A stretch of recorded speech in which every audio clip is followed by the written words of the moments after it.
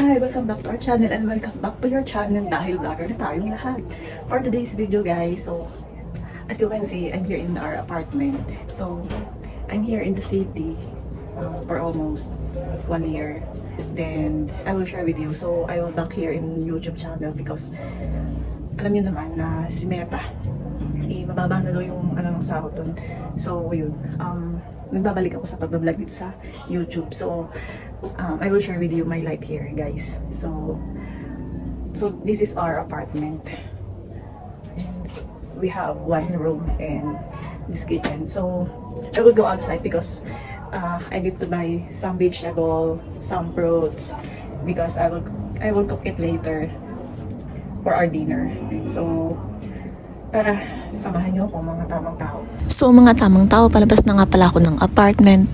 Ayan, nilalak ko na yung pinto.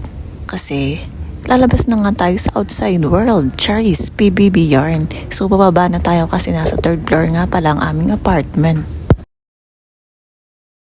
Outside. Going outside to buy some vegetable and fruits.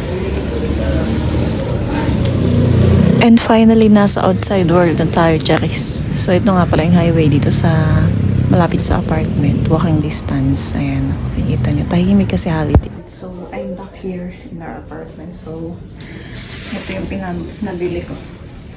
Bumili ako ng gulay lang, tsaka saging, tsaka garlic and onion. And bumili ako ng egg and hotdog kasi ulam ko mamaya. So, yun. Nakita niyo guys yung outside dito sa apartment. So, naglakad lang ako from here and dun sa binilhan ko.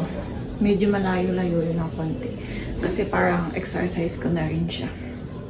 Yun lang.